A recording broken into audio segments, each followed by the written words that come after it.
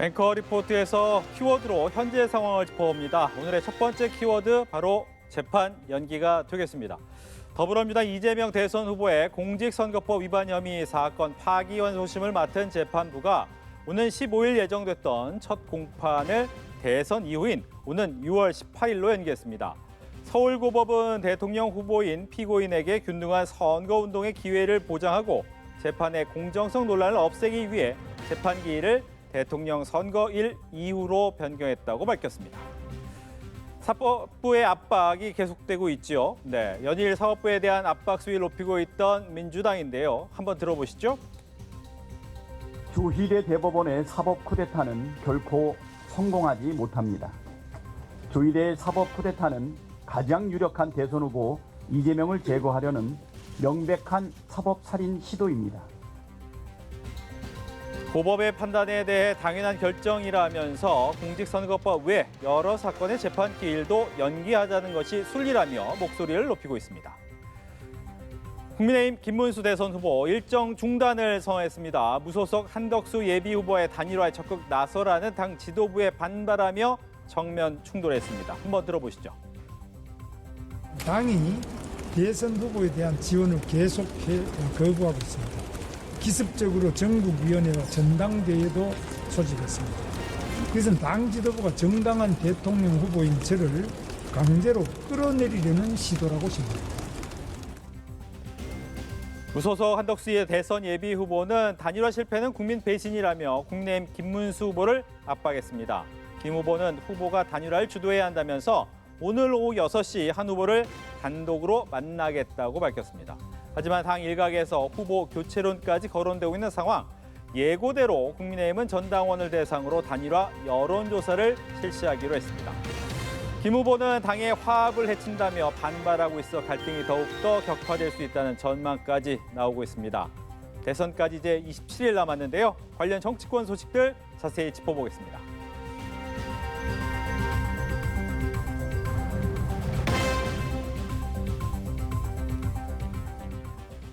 오늘은 국민의힘 김건 의원, 더불어민주당 김현정 의원 두 분과 함께합니다. 안녕하십니까? 어서 오십시오.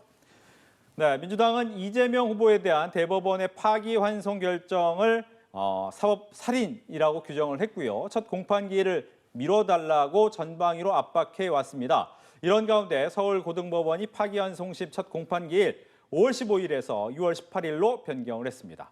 법원은 선거운동 기회 보장, 공정성 논란 없애기 위한 것이다라고 이야기했는데 법원의 결정에 대한 이야기 듣겠습니다. 당연하지만 잘한 결정이다라고 생각하고요. 이제 공정한 그 선거를 위한 최소한의 요건이 갖춰졌다라고 생각을 합니다.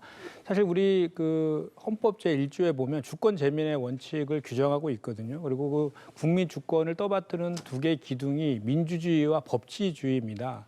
그런데 이런 대선 후보 등록 이후의 과정에서는 그 헌법 제 116조 1항에서도 모두 후보 간의 균등한 선거 활동을 보장해야 된다라고 규정되어 있는 것처럼 후보 등록 이외에는 법치주의보다는 민주주의, 즉 국민주권, 국민의 참정권을 최우선적으로 보장해야 되는 그런 시기이거든요. 그럼에도 불구하고 대선을 한 보름밖에 남겨놓지 않은 5월 15일에 첫 기일을 잡은 것은 이런 사법부가 정치에 개입한다라는 오해를 받을 수 있거든요. 그거에 대해서 바로 6월 18일로 이렇게 변경한 것은 잘한 조치다라고 생각하고 또 덧붙이면 우리 공선법 제11조에도 보면요. 후보가 등록을 한 이후에는 체포 또는 구속되지 않는다라고 신변 보장 규정도 있거든요.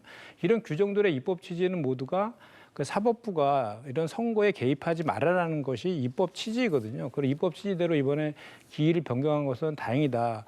다만 이제 이 공선법에 대한 파기환송심 외에도 6월 3일까지 4개의 변론길이 더 잡혀 있습니다. 이재명 대표와 관련해서. 그와 관련된 그 변론길도 다 대선 이후로 변경하는 것이 맞다라고 생각합니다.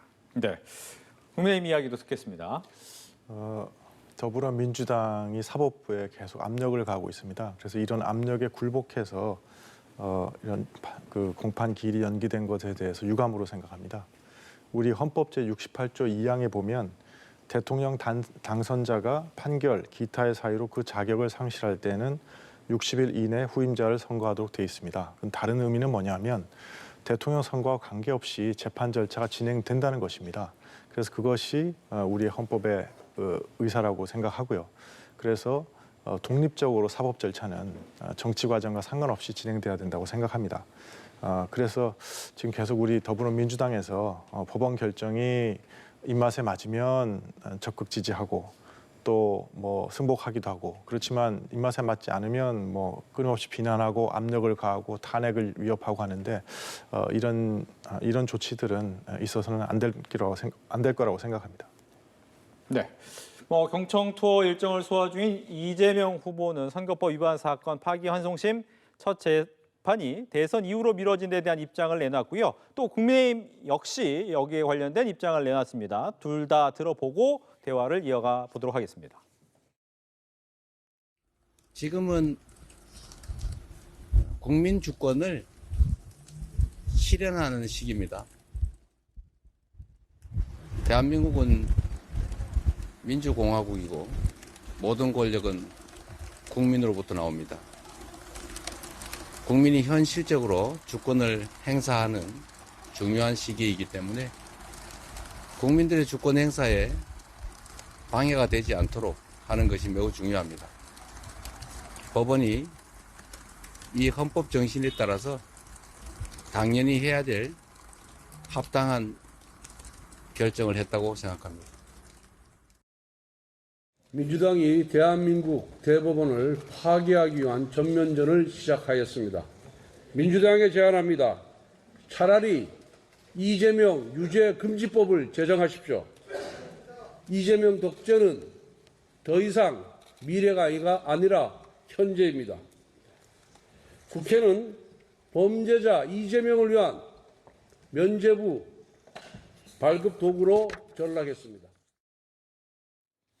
네, 각 당의 입장을 들어봤습니다. 어떻게 들으셨습니까? 그러니까 이재명 후보가 하신 말씀은 뭐 국민 주권과 참정권 보장을 해야 되는 시기이다라는 것에 대해서는 당연한 이제 말씀을 하신 것 같고요. 사실 그 대법원장 조희대 대법원장이 그 전에 그 선례가 없었던 이례적인 속도와 내용의 절차적과 내용적인 하자 있는 선고를 한 것에서 이게 기인한 것 아니겠습니까? 통상 전원합의체 같은 경우는 한 달에 한 번 정도 열림에도 불구하고 이틀 동안 2번을 연속으로 열어가지고 9일 만에 선고했던 이런 사례들은 현직 판사도 30년 동안 판사를 했지만 본 적이 없다라고 비판을 할 정도였고 대법관인 법원행정처장도 9일 만에 선고하는 건 대단히 이례적이다라고 국회 나와서 발언도 하셨잖아요. 그리고 국회 공무원들도 그 법원에서 근무하는 공무원들조차도 비판 성명을 내고 있고 법학자들도 다 이거에 대해서는 잘못된 그 판결이다라고 이야기를 하고 있지 않습니까? 그리고 내용적인 측면에서도 대법원은 법률심이기 때문에 사실관계를 판단하면 안 됨에도 불구하고 사실 판단을 또 했어요. 그리고 4년 전에 법원에서 똑같은 내용의 그 판례를 판결을 한 적이 있는데 그거에 대해서도 그 판결을 뒤집는 판결을 했거든요. 사실 항소심에서 무죄 판결을 했을 때 인용한 판례가 바로 그 4년 전에 있었던 대법원 전원합의체 판결이었거든요. 그 판결을 그냥 뒤집는 판결을 그냥 했어요. 특별한 이유 설명도 없이. 그러니까 이런 것들에 대한 것부터 잘못된 것이었는데 그나마 그것도 또 고법으로 파기환송했을 때도 바로 다음 날 재판부 배당하고 5월 15일 날 첫 기일을 잡고 그다음에 판사들조차도 생소하다는 집행관 송달을 또 결정했거든요.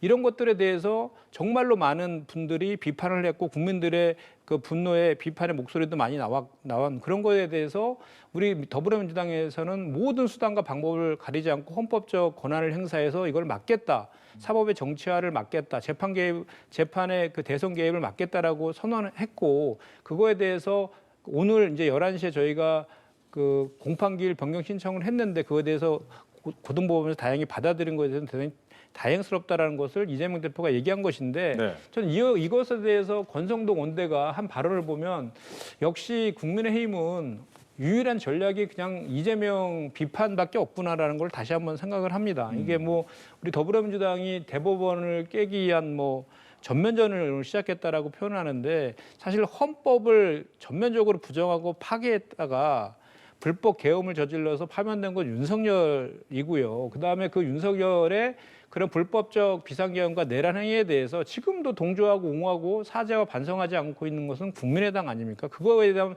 반성부터 먼저 하셔야 된다라고 보고 이렇게 이재명 대표에 대한 편법적인 표적 수사와 그 기소폭탄에 대한 비판들은 그동안 충분히 했으니까 이제는 그 반대쪽에 있는 윤석열과 김건희 여사에 대한 온갖 그 혐의들에 대해서도 무혐의 처리하고 있는 그 편파적인 불공정 수사와 재판 이거에 대해서도 좀 지적을 함으로 인해서 공당으로서의 역할을 했으면 좋겠다 이 말까지 덧붙여 드립니다.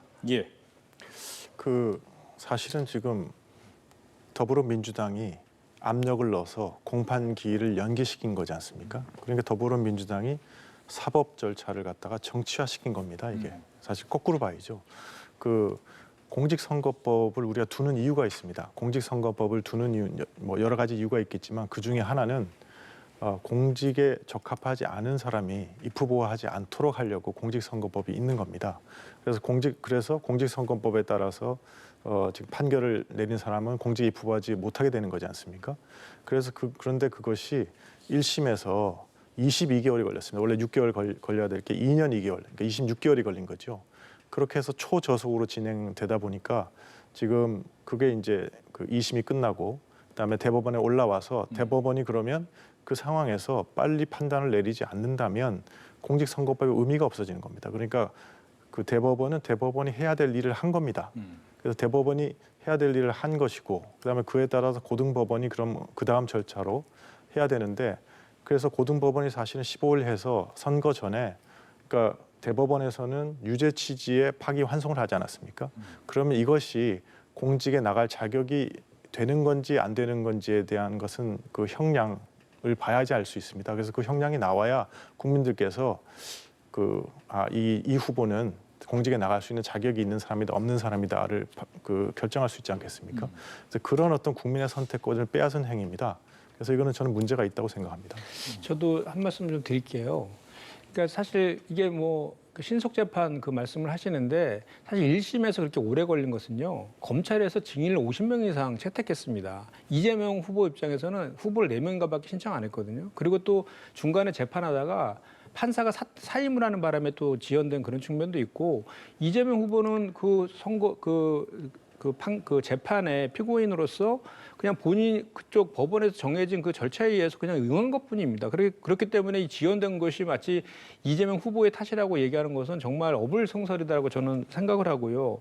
그다음에 이제 이게 저희가 지적하는 게 이런 겁니다. 1심에서 유죄가 났고 2심에서 무죄가 났는데 그러면 3심에서는 더더욱이나 더 숙고하고 공정한 재판을 위해서 충분한 심리를 해야 되는데도 불구하고 이틀 만에 그 7만 페이지에 달하는 그 자료들을 보고 이게 판결했다는 것이 얼마나 그 비상식적인 겁니까? 그래서 그 반대 의견을 낸 2명의 대법관이 이 판결문 전체가 87쪽인데요.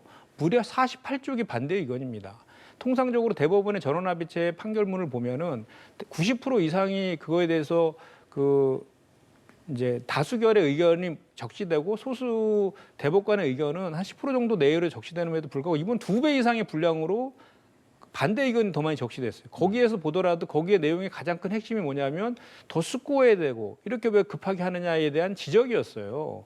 그거에 대한 문제 제기에 대해서 오히려 이 대법원이 이번에 그런 판결을 함으로 인해서 사법부의 신뢰가 상당히 많이 실추되었거든요. 그 실추된 사법부의 신뢰를 어떻게 다시 회복할 것인가에 대한 문제가 또 새로운 문제로 생겨났다. 저는 그렇게 생각합니다. 오히려. 예. 사법부가 정상적으로 판결을 하는 거에 대해서 지금 이렇게 민주당에서 자꾸 프레임을 씌우지 않습니까? 이게 뭐 이틀이었다부터 시작해서 이렇게 말이 안 되는 얘기들 하시는데 사실 이번에 보충 의견에 나와 있듯이 그 자료를 본 거는 34일입니다. 34일이고 과거에 판사 출신 박범계 의원께서도 일주일이면 수만 페이지는 쉽게 본다. 그리고 사실은 우리 7만 페이지라고 하지만 가령 통신 기록 같은 경우는 한 50페이지 돼도 읽어야 될 분량은 한 2-3줄에 불과합니다. 그래서 그 페이지를 통해서 자꾸 이렇게 국민들로 하여금 이게 졸속으로 판결이 됐다고 지금 얘기하시는데 대법원에서 충분한 판결을 했다고 지금 얘기하는 것이고 거기에 대해서는 우리가 믿어줘야 되지 않나 그렇게 싶습니다. 네. 이제 국민의힘에서 이제 민주당에 대해서 이제 비판하는 부분이 두 가지 정도 있는 것 같아요. 즉, 이 사법부에 대해서 압박하는 것이 이제 이런 탄핵과 관련된 얘기가 하나가 있을 것이고, 또 하나는 관련 법안을 바꾸겠다라는 부분인데, 이 두 가지를 좀 하나하나 좀 질문을 드리면, 먼저 이 조희대 대법원장을 포함해서 대법관 10명을 직권남용과 선거운동 혐의로 공수해 고발하겠다는 입장이고, 또 조 대법원장에 대한 국회 청문회, 그리고 탄핵 가능성까지도 또 얘기가 나오고 있거든요. 이 부분은 먼저 좀 설명을 해주시죠. 어떻게 되는 겁니까? 그러니까 사실 의총에서 결정된 것은 정확히 탄핵 등 모든 헌법적 권한을 행사하고 그 범위와 시기에 대해서는 지도부에 이임된 그런 상태입니다. 그리고 저를 비롯한 초선 의원들은 그 탄핵을 주장하는 그 이제 성명서도 발표를 했는데 어쨌든 지금 현재의 범위와 시기, 방식에 대해서는 지도부에 이임된 그런 상태인데 지금 어쨌든 고법에서 변론기일을 변경했기 때문에 조희대 대법관의 그 탄핵이나 이런 것들에 대해서는 그 정무적 판단이 이루어질 것 같아요. 근데 이제 제 개인적인 생각으로는 그 청문회 같은 경우는 좀 필요해 보입니다. 왜냐하면 지금 대법원에서 이번에 이례적으로 빛의 속도로 그 선고한 그거에 대해서 많은 의혹들이 제기되고 있거든요. 그러니까 예를 들어서 아까 7만 페이지에 달하는 그 자료들을 받는지 안 받는지 로고 기록에 대해서 밝히라라는 국민의 청원이 100만 명이 넘어서고 있고, 근데 그거에 대해서 명확하게 지금 소명되지 않은 측면도 있고, 또 하나는 소부에 배당되기 전에 전원합의체 해부됐다라는 새로운 의혹도 또 발견이 되었거든요. 그리고 또 법률심인데 왜 사실 판단을 했는지 이런 등등의 것들에 대해서는 청문회를 통해서 그 진실을 갖다 규명할 필요가 있습니다. 그리고 그것을 인해서 우리가 그 사법부는 인권의 최후 보루 아닙니까? 그 사법부가 정치화된다거나 선거에 개입했다라는 그런 의혹을 받으면은 사법부 신뢰가 떨어질 수밖에 없기 때문에 그런 것들을 청문회를 통해서 이번 진실을 규명하고 법제도 개선이 필요한 부분이 있다라고 하면 청문회 결과를 바탕으로 해서 그런 제도 개선도 뒤따라야 될 필요가 있다라고 저는 생각을 합니다. 탄핵 부분은 정무적 판단이 가능하겠지만 국회 청문회만큼은 추진하는 것이 맞다라고 보셨어요? 그렇습니다. 여기에 대한 얘기 듣겠습니다. 지금 사실 전 세계적으로 민주주의가 훼손되고 있는 게 큰 문제입니다. 그런데 과거와 다른 거는 옛날에는 민주주의 반대말이 독재였지 않습니까? 그런데 민주주의가 독재로 가는 것이 아니라 민주주의가 민주주의의 허울을 쓴 권위주의로 가는 게 지금 큰 문제입니다. 그 대표적인 예가 베네수엘라가 있고요. 그다음에 헝가리도 있고 터키도 있고 지금 그렇습니다. 원래는 민주국가였는데 겉으로 보면 민주주의가 있는 것 같은데 사실은 권위주의인 것. 그런데 그 중에서 이제 가장 그 극명한 예가 베네수엘라지 않습니까? 베네수엘라가 이 민주주의의 허울 쓰는 그 권위주의로 갈 때 가장 중요한 단계가 바로 사법부를 무력화시키는 거였습니다. 그래서 차베스 대통령이 그 판사 제명권이라든가 아니면 헌법재판관 수를 20명에서 32명으로 늘린다든가 이런 걸 통해서 사법부를 무력화시키고 삼권 분립을 저해하고 해서 결국은 오늘날의 베네수엘라로 간 겁니다. 그런데 지금 민주당에서 말씀하신 여러 아이디어가 사실 차베스에서 빌려오신 게 많으세요. 그래서 이런 거는 아직은 집권하지도 않고 그냥 다만 의회 다수당일 뿐인데도 이렇게 하시는데 만약 이게 행정부까지 장악하게 되면 나라를 어떻게 끌고 가실지 국민들이 걱정하실 수밖에 없는 것 같습니다. 예. 저기 또 하나가 이제 입법으로 대응하는 부분이 있어요. 즉 지금 허위 사실 공표 요건을 명확히 하는 내용의 공직선거법 개정안을 처리했고요. 또 법사위에서는 만약 대통령이 당선이 된다면 이 진행 중인 재판은 정제한 내용의 형사소송법 개정안을 좀 심사하고 있다. 즉 허위 사실 공표 같은 경우에는 100만 원인데 1000만 원 정도 되는 거고, 이 형사소송법은 이제 헌법 84조 부분을 좀 바꾸는 그런 내용이 된단 말이죠. 여기에 대해서는 어떻게 해야 됩니까? 근데 사실 저희 공직선거법 250조 1항에는 당선 목적으로 허위 사실을 공표했을 때 처벌하는 것인데 그 허위 사실 해당하는 그 사실이 무엇이냐에 대해서 그 법이 좀 이제 예시로 든 것이 이제 뭐 예를 들어서 학력이라든지 경력이라든지 병력이라든지 이런 것들을 허위 사실로 재산 신고라든지 이런 것들을 허위로 신고했을 경우는 명확합니다. 그 허위 사실이라는 사실에 해당되는지 여부가. 근데 그 중에 행위라는 게 하나 들어가 있어요. 행위. 그 행위라는 것을 어떻게 해석할 것인지가 대단히 포괄적이고 포괄적이어갖고 자의적인 법 해석이 가능한 영역이 있습니다. 그래서 거의 모든 나라에서 그런 그 행위라는 규정은 없습니다. 그래서 그런 그 규정을 그 허위 사실의 그 예시 중에 그 행위라는 것을 없애자라는 게 그 취지 그 입법 여기 법을 개정하려는 이유이고요. 또 하나는 이제 그 헌법 84조 대통령은 재직 중에 내란과 외환해제를 제외하고는 소추되지 아니한다라는 불소추 특권을 지금 규정하고 있는데 그 소추되지 않는다라는 거에 있어서는 우리 그 형사소송법 246조에 보면은 소유의 제기뿐만 아니라 재판의 진행까지도 포함된다 이렇게 되어 있거든요. 재판의 진행이 바로 그 공소 제기뿐만 아니라 재판이 진행 중인 그러니까 당선된 이후에는 재판이 중단된다라는 근거가 될 수 있는 것이고 또 하나는 우리 헌법 제 65조에 보면 대통령은 그 탄핵에 의해서만 파면된다라고 되어 있거든요. 그래서 일반 사법 절차로는 그 파면시킬 수 없다라고 또 헌법에 규정도 있기 때문에 헌법 밖에서는 다수결이 이제 이 그 대통령이 당선되면 이 형사 재판이 중단된다라고 해석은 되고 있는데 지금은 요즘에는 보면 그런 해석의 영역에 있어서 뭐그 헌법재판관 미임명이라든지 한덕수 전 대행 있을 때 헌법재판관을 미임명한다든지 또는 특검 추천을 의뢰하지 않는다든지 이런 것들이 비상식적인 것들이 벌어졌기 때문에 이런 애매한 규정들을 명확하게 법으로 규정해서 이런 논란의 소지들을 없애자라는 취지의 그 법 개정이다 이렇게 보시면 될 것 같습니다. 예. 그 우리 옛 선조들 말씀에 그 오얏밭에 들어가서는 각근을 고쳐 매지 말라 뭐 이런 말이 있지 않습니까? 이거는 위인 설법이 너무나도 분명한 거라서 어떻게 이런 걸 하시겠다 그런지 제가 정말 납득이 안 갑니다.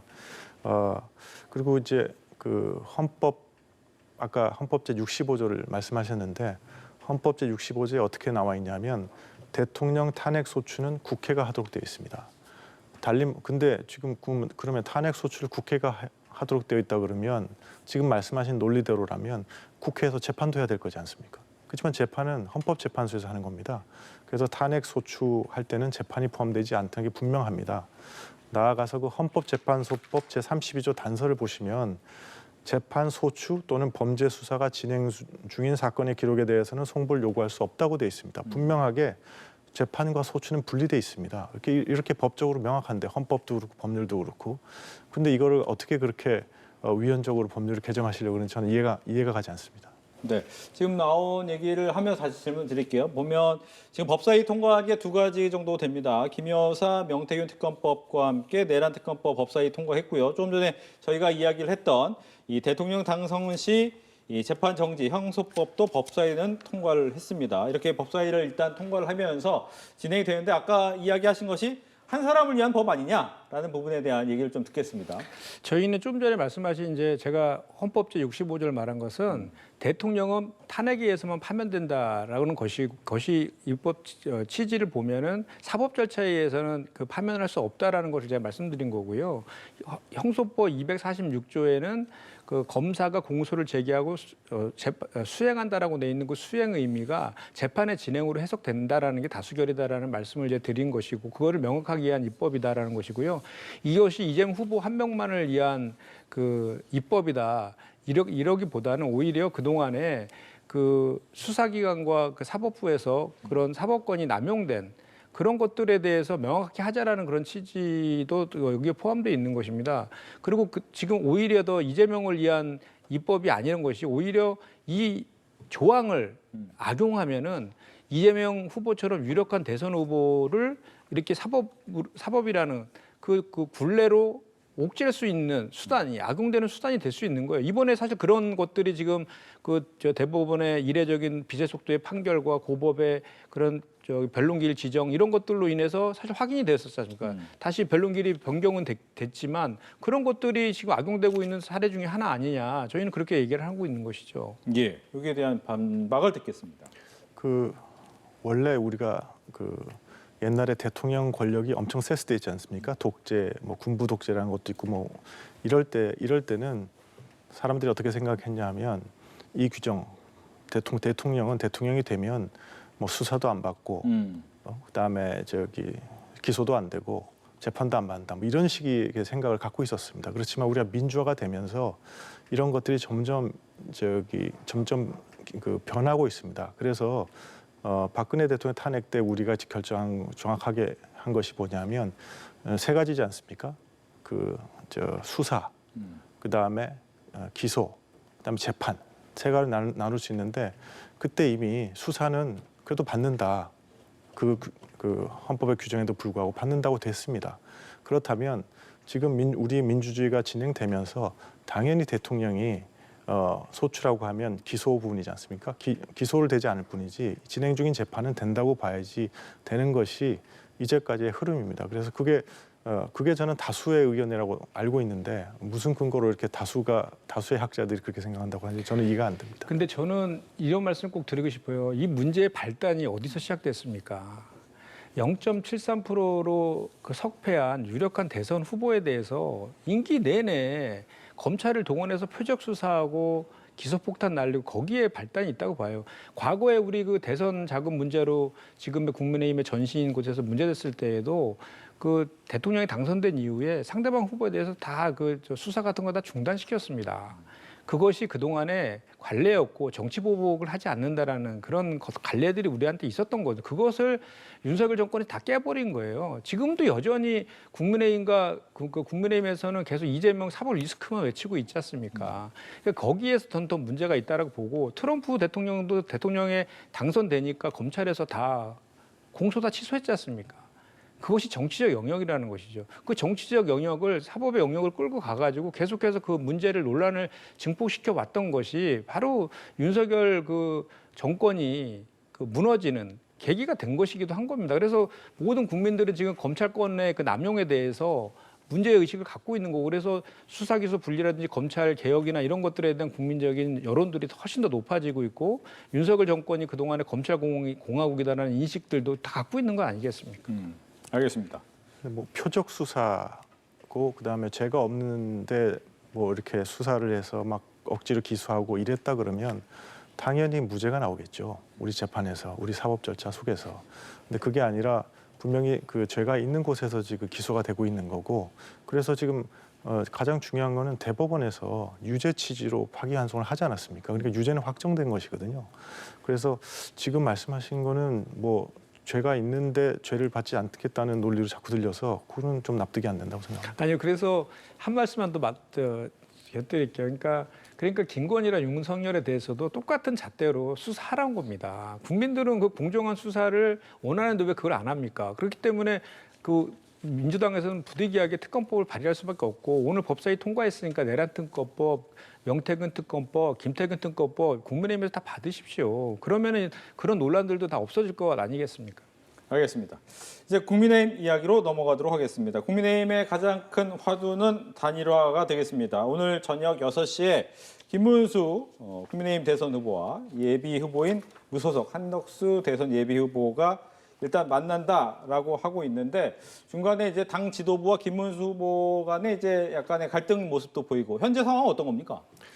그러니까 단일화라는 것이 항상 진통이 있습니다.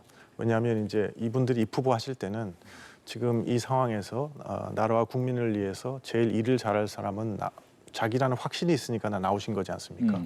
그런 후보들이 이제 만나서 후보를 단일화하는 과정이니까 이 과정이 항상 진통이 많고 쉽지 않은데 그러한 과정을 거쳐서 결국은 단일화는 이루어지는 것이기 때문에 그 과정의 이제 결론을 향해서 가고 있습니다. 지금 보면. 그래서 왜냐하면 지금 현재 단일화 문제는 가장 중요한 거는 시기입니다. 네. 이게 이제 11일 이전에 꼭 이루어져야 됩니다. 왜냐하면 11일을 지나가게 되면 그러면 무소속으로 입후보 한덕수 후보는 해야 되고 그다음에 우리 당은 이제 우리 김문수 후보께서 이제 우리 당의 입후보가 되는 건데 네. 그렇게 된 다음에 만약 단일화를 해서 우리 김문수 후보께서 단일화 그 후보가 되면은 문제가 없는데 혹시라도 한덕수 후보가 단일화 후보가 되면 우리 당으로서는 전혀 도울 방법이 없습니다. 그 단일화의 의미가 없어지거든요. 그래서 그런 시기 때문에 빨리 했으면 좋겠다. 이 시기를 놓치지 않고 했으면 좋겠다는 압력이 그 사이에 있었고 그런 거에 대해서 이제 우리 김문수 후보께서 좀 받아들여서 오늘 저녁에 만나기로 하신 거니까 좋은 결과가 있기를 기대해 봅니다. 예.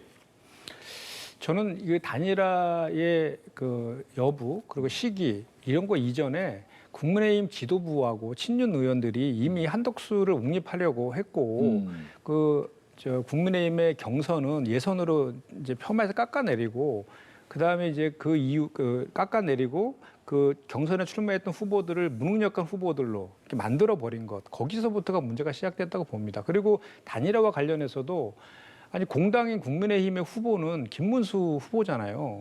그 김문수 후보 입장에서 단일화가 진행되어야 되는데 지금 어떻게 된 것이 그 김문수 후보한테 압력을 가해가지고 한덕수 후보를 그 국민의힘 후보로 만들려고 하는 그런 모습들이 김문수 후보한테 비춰지니까 김문수 후보는 당연히 그거에 대해서 반발할 수밖에 없는 그런 상황 아니겠습니까? 그런 상황에 대해서 오히려 이제 그 홍준표 그 전 후보도 그런 얘기를 하지 않습니까? 본인이 당대표 때 만들어 놓은 당원 당규에 의하면 후보가 선출되면 당무 우선권이 후보한테 주어진다. 그리고 비대위에 대한 해체 권한도 가지고 있다라고 함에도 불구하고 김문수 후보가 당선된 이후에 당선되자마자 단일화에 대한 압력만 넣고 있고 그 당무 우선권을 행사해 가지고 뭐 인사권도 요구하고 인사 조치도 좀 요구하고 했음에도 불구하고 그냥 그 현재 비대위가 모든 권한을 행사하고 있고 그리고 지금 오늘 단일화 그 여론조사도 결국은 지금 강행하고 있는 것 같던데요. 그거에 대해서도 당무 우선권 행사해서 중단하라고 요구했는데 계속 하고 있어요. 이런 상황에서 김문수 후보가 그 순수하게 그냥 그 본인은 그만두고 한덕수 후보를 그 옹립하려고 하는 그 저희가 뻔히 있는데 거기에 순순하게 응할 가능성은 저는 낮다고 봅니다. 그리고 그렇게 해서도 안 된다고 봅니다. 당 지도부가. 네. 즉 이 부분이 이제 지도부를 포함해서 이제 오늘 당원들의 찬반 투표까지 나가는 걸 보면 일단 김문수 후보에게 이제 압박 카드로 보이긴 하거든요. 근데 이 압박 카드가 이미 대표 후보가 된 사람한테 과연 그게 먹힐 수 있느냐, 이게 효과가 있느냐, 이 부분이 가장 큰 포인트가 될 것 같은데 가능한 겁니까? 뭐 가능하다고 생각합니다. 왜냐하면 아까 말씀드렸지만 11일 이전에 11일까지 좀 시간이 아직 있지 않습니까? 네. 지금이라도 빨리 결정이 되면 그 과정을 거칠 수가 있는 것이고요. 이게 이제 중요하다고 생각하는 이유는 이게 국민의 여망이 있기 때문입니다. 우리 당원들의 여망이 있는 것이고 그래서 우리 김문수 후보께서 당연히 우리 당의 후보로서 존중받아야 되고 최선의 노력을 다해서 지원을 해야 됩니다. 근데 동시에 우리 김문수 후보께서 이제 그 경선 과정에서 네. 약속하신 사항이기도 합니다. 그래서 즉시 단일화를 하겠다고 했을 때 이제 당원들의 기대, 국민들의 기대는 늦지 않게 11일 이전에 단일화가 되는 거였기 때문에 거기에 대한 이제 당원들과 국민들의 반응이 나오는 게 압력으로 작용하는 것 같고요. 그래서 결국은 오늘 6시에 만나시는 것 같습니다. 근데 단일화 중요하다고 생각하는 이유는 이 두 후보님이 아주 대조적입니다. 한 분은 노동운동 시작하셔서 네.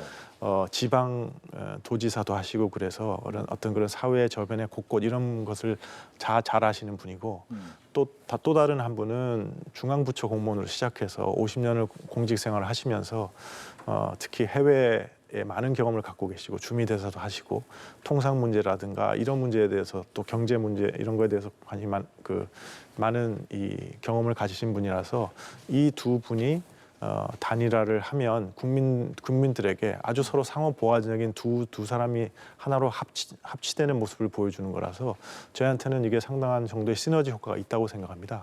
그래서 그런 걸 바라고 지금 당원과 국민들이 원하는 거기 때문에 거기서 그런 여망에 부응해서 단일화가 이루어지지 않을까 생각하고 있습니다. 네. 단일화를 하면 시너지 효과가 있을 것 같다. 저는 그렇게 보진 않고요. 그 시너지 효과는 대단히 제한적일 것 같아요. 그리고 이제 먼저 그 시너지 효과와 관련해서는 이제 한덕수 후보 같은 경우는 누가 뭐래도 윤석열 전 정권에 있어서의 2인자 아니었습니까? 그리고 지금 현재 내란 공범에 대한 피의자입니다. 그 책임에서 자유로울 수가 없고요. 그 김문수 후보 또한 그 윤석열 정권에서의 장관을 했던 사람 아닙니까? 그리고 그 사과와 반성 그리고 윤석열에 대한 그 탈당 이런 거에 대해서 다 반대했던 입장을 가지고 있는 사람이라서 한덕수 후보나 김문수 후보나 국민들이 봤을 때는 똑같은 입장, 탄핵의 강을 건너지 못한 후보 이렇게 지금 규정되어 있거든요. 그리고 지금 국민들의 압도적인 다수는 그 윤석열의 파면에 대해서 정당하다라고 하고 있기 때문에 그 두 분이 단일화 한다 하더라도 중도 확장성이나 이런 거에서는 대단히 제한적일 수밖에 없다라고 저는 생각을 하고, 그래서 유일하게 지금 그 국민의힘에서 그 희망을 가지고 있었던 것이 이재명 후보에 대한 사법 리스크였거든요. 그런데 이제 그 MBC 여론조사 오늘 발표한 5월 5일자에 MBC 여론조사 코리아 리서치에 의뢰해서 발표한 여론조사를 보니까 5월 1일 날 대법원에서 파기환송한 이후에 한 여론조사인데도 불구하고 오히려 이재명 후보에 대한 그 지지율이 더 올랐습니다. 올랐고 그 전체적인 그 여론조사 결과를 보면 이재명 후보 같은 경우는 그 김문수 후보에 대해서는 가상대결에서는 50%대 29%, 그리고 한덕수 그 후보에서 봤을 때는 50%대 32%로 올랐고요. 오히려 중도층에서는 55대 19, 56대 23으로 더 벌어졌습니다. 그래서 그 이 두 분과 관련된 가상 대결에서도 압도적으로 지금 그 파기환송 이후에도 있는 그런 지지세를 봤을 때에는 단일화 효과는 미진하다라고 보고, 또 한 가지 이제 그 단일화의 가능성과 관련해서도 그 지금 국민의힘에서는 한덕수 후보를 염두에 두고 11일을 계속 얘기하고 있는 것이죠. 사실은 김문수 후보가 단일화에서 후보가 되면 11일 넘어도 아무 상관이 없습니다. 그래서 25일까지는 단일화가 열려 있지 않습니까? 그리고 사실 그 11일까지 단일화가 되지 않으면은 한덕수 후보는 사퇴할 가능성이 대단히 높아요. 그런 상황 속에서 당 지도부가 계속해서 그 이제는 뭐 그 김문수 후보에 대해서 뭐 그 탈당 얘기까지, 출당 조치 얘기까지 나오는 정도, 사퇴뿐만 아니라 출당 조치까지 나오는 그런 상황에서 그 김문수 후보가 호락호락하게 이렇게 그냥 물러날 것 같지는 않거든요. 그래서 김문수 후보가 지금 뭐 다른 경선 했던 후보들도 지금 만나겠다 이렇게 얘기하고 그 전부 다 명분을 축적하려고 하는 것이거든요. 그리고 실제로 홍준표 전 후보라든지 한동훈 전 후보 같은 경우는 선대위에 지금 합류도 안 하고 있는 그런 상태여서 그런 것들, 그리고 또 그 최근에 나온 여론조사를 보면은 그 김문수 후보와 한덕수 후보 간의 격차가 상당히 많이 줄어져 있더라고요. 그리고 갤럽 조사 같은 경우에는 오히려 한덕수 후보를 김문수 후보가 앞지르는 그 여론조사 나오고 있거든요. 그래서 시간은 김문수 후보의 편이기 때문에 김문수 후보 입장에서는 이렇게 급하게 해야 될 아무런 이유가 없는 것이거든요. 네, 저희가 이제 아마 선거 기간이기 때문에 이제 네. 여론조사 하실 때는 정확하게 일정을 해주셔야 되는데, 일단 앞서서 MBC 여론조사는 코리아 리서치에 의뢰해서 지난 4일 하루 동안 전화 면접 방식으로 만 18살 이상 남녀 1,006명 대상으로 한 거고요. 이 부분에 관련된 것은 중앙선관위원회를 참고하시면 좋을 것 같습니다. 관련돼서 이야기를 반박을 더 듣겠습니다. 예, 지금 이제 그 한덕수 후보로 옹립하는 과정이다 자꾸 이렇게 말씀하시는데요. 그거는 말이 안 된다고 저는 생각합니다. 왜냐하면 단일화지 않습니까? 네. 단일화는 두 분이 동의하는 조건에 따라서, 그다음에 우리 국민과 우리 당원들이 납득할 수 있는 절차에 따라서 이루어져야 됩니다. 그래서 그렇게 된다 그러면 결국은 이게 50대 50의 기회가 없는 단일화 절차는 안 받을 겁니다. 두 분 다. 그렇기 때문에 결국은 어떤 공정한 절차를 거쳐서 이루어질 거기 때문에 어떤 한 후보를 정해놓고 한다, 전혀 그런 거 없습니다. 다만 이것이 11일 이전에 가야 되는 이유는 네. 아까 말씀드린 대로 11일 이후에 해서 김문수 후보가로 단일화되면 아무 문제가 없지만, 만약에 한덕수 후보로 단일화되면 한덕수 후보 단일화되는 의미가 없습니다. 왜냐하면 우리 선거법에 따라서 국민의힘은 아무런 선거 활동도 할 수가 없게 되는 겁니다. 네. 네. 그러니까 이제 과거의 선례들을 보면 그 단일화는 후보가 하는 겁니다. 후보가 해야 돼서 김문수 후보나 한덕수 후보가 결정하게 내둬야 되는데, 지금 국민의힘의 문제는 국민의힘의 지도부가 나서서 그걸 주도하고 있기 때문에 문제라는 것이죠.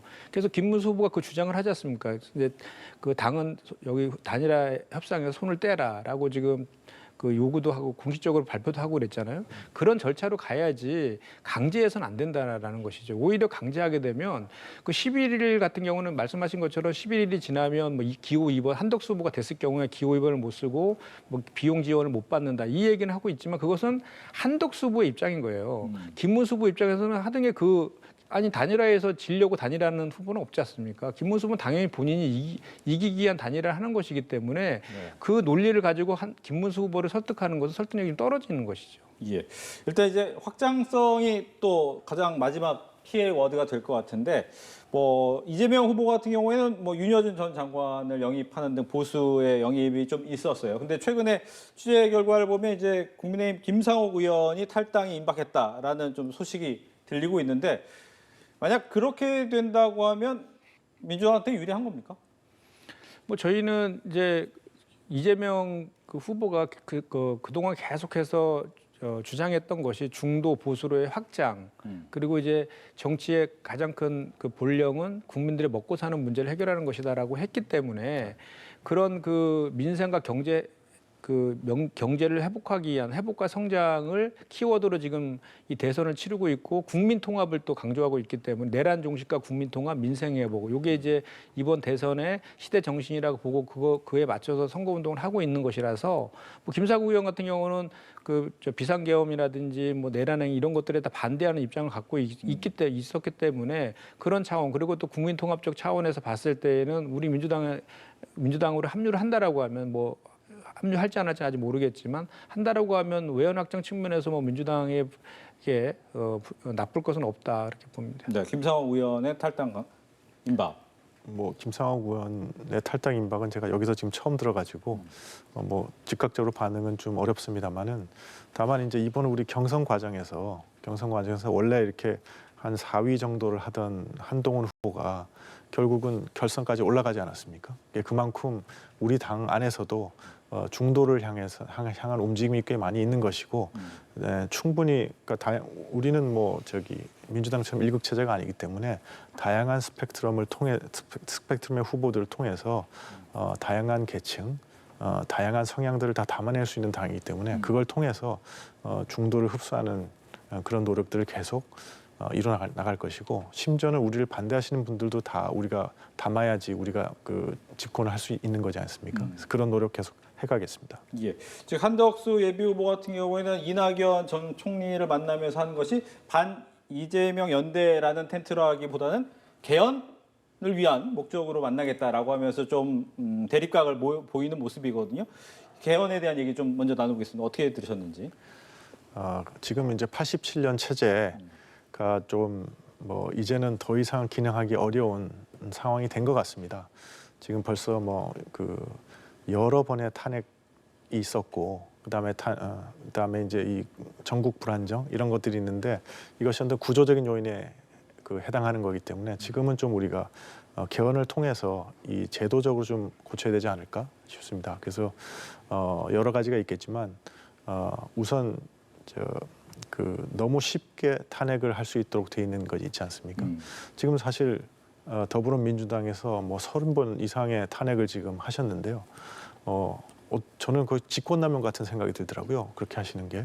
그렇지만 처벌할 방법도 없고 전혀 그런데 그래서 그런 어떤 탄핵을 남용하는 것 같은 거는 좀 방지할 수 있게 뭐 그런 것들 장치도 좀 마련해야 될 것 같고 해서 좀 국정이 안정적으로 흘러가고 여야 간에 좀 자제와 관용을 통해서 협치를 할 수 있는 그런 어떤 제도적인 기반 그런 것들이 더욱더 강화되는 개헌이 꼭 있어야 된다고 저는 생각합니다. 저는 한덕수 후보가 얘기하고 있는 개헌 빅텐트는 그냥 대선 정치용이다, 대선 선거용이다라고 생각합니다. 그러니까 한덕수 후보가 얘기하는 개헌의 핵심은 3년만 하겠다라는 거잖아요. 결국은. 근데 뭐 임기가 지금 5년여 갖고 윤석열 전 대통령이 계엄을 일으킨 건 아니지 않습니까? 그러니까 임기와 이 개헌, 이전적 비상계엄, 내란 이런 거하고는 전혀 상관이 없고 이제 이 4년 중임제에 대한 것은 국민적 공감대가 어느 정도 형성되어 있죠. 그래서 개헌과 관련해서도 이재명 후보도 반대하는 건 아닙니다. 다만 개헌의 내용은 무엇을 담을 것인가가 중요한 것인데 뭐 4년 중임제라든지 또는 기본권을 강화한다든지 지방분권을 강화하는 그런 개헌들은 어느 정도 국민들의 공감대도 형성되어 있기 때문에 이번에 공약화해서 차기 정부가 들어오면은 그 개헌 로드맵을 밟아서 이렇게 하면 된다라는 것이고 다만 이제 이 개헌을 통해 가지고 빅텐트를 친다. 이것은 사실은 겉으로 이제 뭔가 이렇게 명분을 만들어내야 되니까 하는 얘기들 같고요. 사실은 반 이재명 전선을 치겠다라는 거에 다른 말이라고 저는 생각을 합니다. 그래서 그거에 대해서 큰 의미 부여는 하고 싶지는 않다. 이렇게. 알겠습니다. 이렇게 해서 정치권 이슈 오늘 두 분과 함께했습니다. 오늘 이야기 잘 들었습니다. 고맙습니다.